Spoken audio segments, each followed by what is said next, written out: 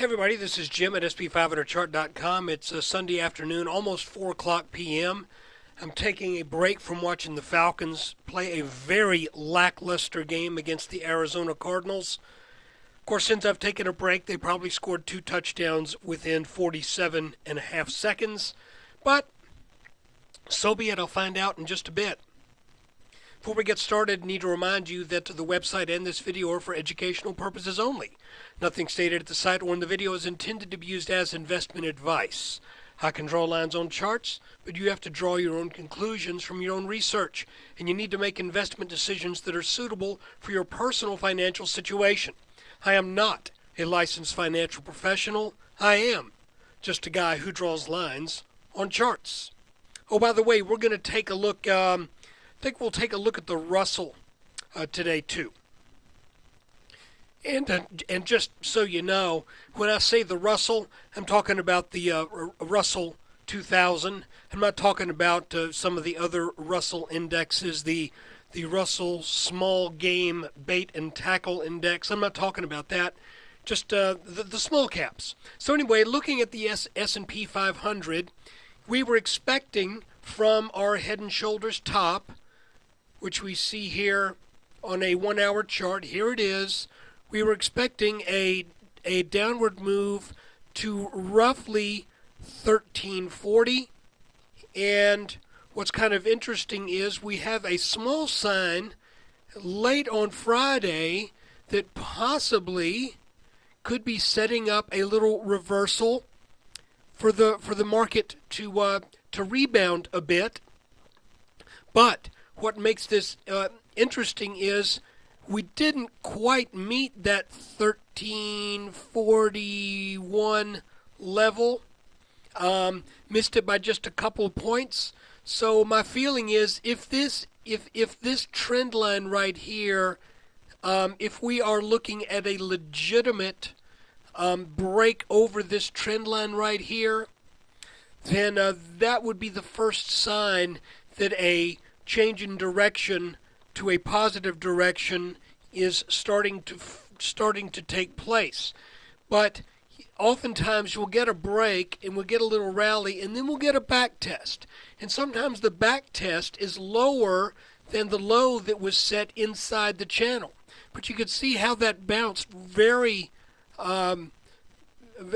quickly, and with a couple decent sized candles there right at 1344. You know, are we then to say, do we expect, therefore, from this head and shoulders a lot more downside because it missed by 2.5 points? You know, I don't think so. But here's the interesting thing. As we look at this pattern, here it is. Is it also a wise thing to say that a pattern that took 1, 2, 3, 4, 5, 6, 7, 8, 9, 10, 11, 12, 13 weeks to form would get all of the dirty work out of the way within 2 weeks? Or actually less than 2 weeks under the neckline. I'm not particularly comfortable with that idea either. So coming into the week, here's the weekly review part.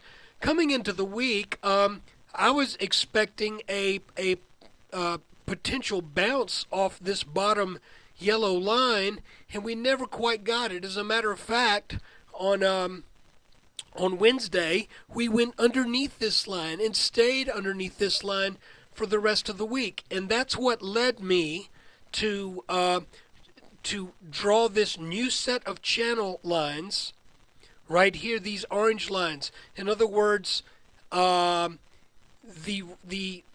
lines that had been previously drawn right here, just they weren't right, I guess.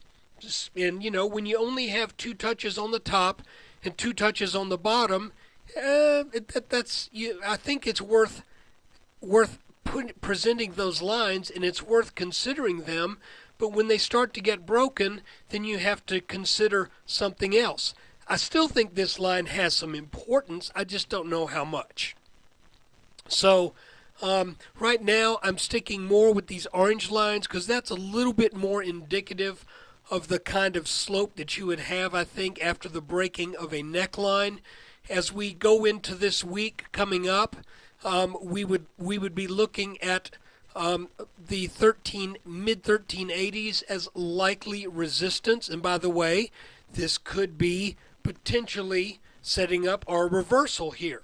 Okay, then I think the 1400 level, you have to say, particularly on the 20th and the 21st, on Tuesday, you have to look at what's going on in the chart, and you have to say, wow, that sure looks like a lot of resistance trend lines that are all kind of ganging up right at that 1406, 1408 level. And I think that would be really hard to crack through. But if the market does it, then you have to say, well, then this market's got legs. But right now, that's the neckline of our multi-week long head and shoulders top. And I just sorted out that the market's just going to all of a sudden go, just forget about all that and zip on up over that.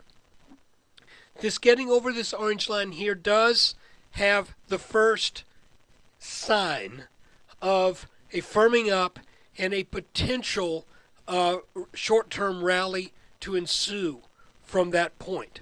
And we've got a good bit of support, as I see it, down here in the low 1300s. Oops. There we go. There's our areas of support down here. So where we sit right now is in an area that is about 35 points above where I would expect strong support, but also about 50 points lower than I would expect strong resistance. I would expect some resistance here. I really wouldn't expect much resistance from this descending support line that got taken out on the 14th. And the reason is simple. These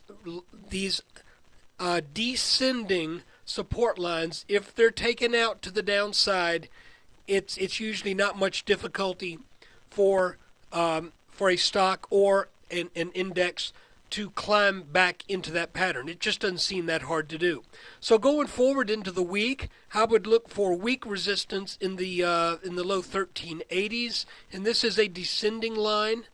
Okay, so it gets as low as about 1380 by the end of the day on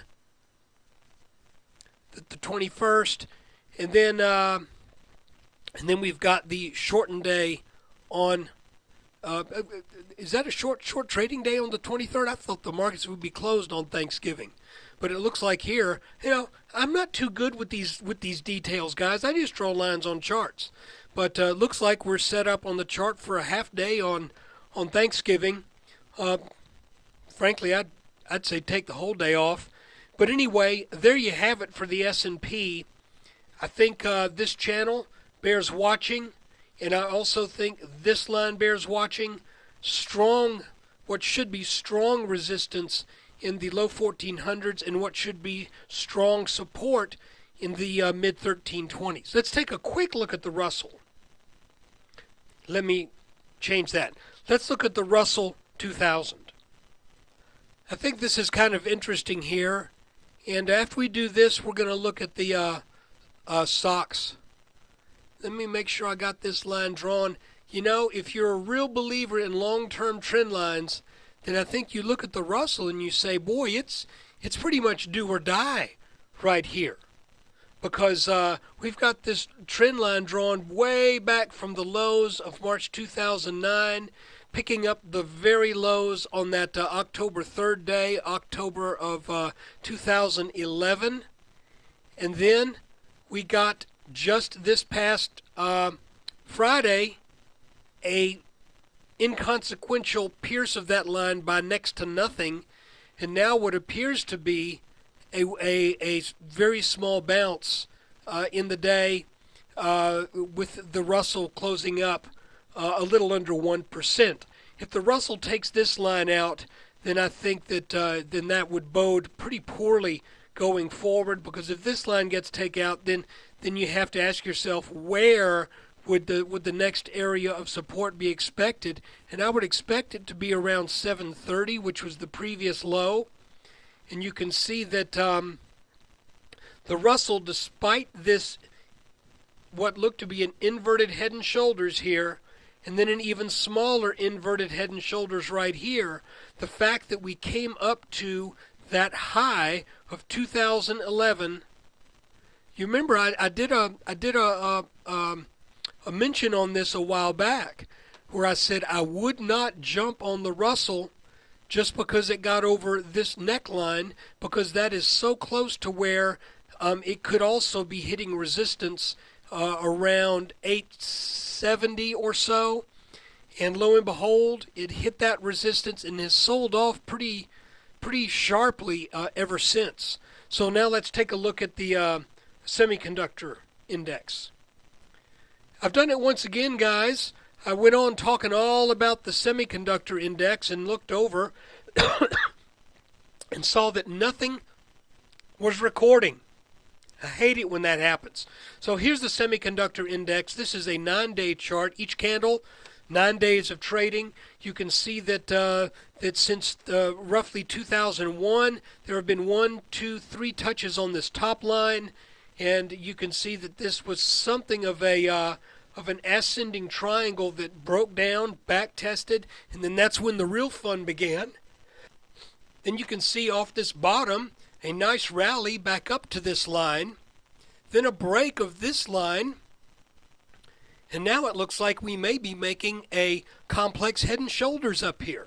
So, you know, it's a pretty funky looking stuff. If we look at this on a 2-day chart, you'll see a small head and shoulders top that has not taken out the neckline yet to a technically significant margin. If it does, then we would be looking for a move to the mid-37 range.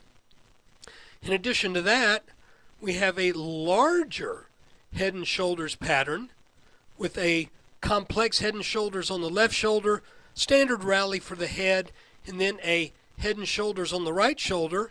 And guys, if this little head and shoulders takes things down to that 37 range, well, that means by necessity then the larger head and shoulders will be taken out, and we would be looking for a minimum target around 31.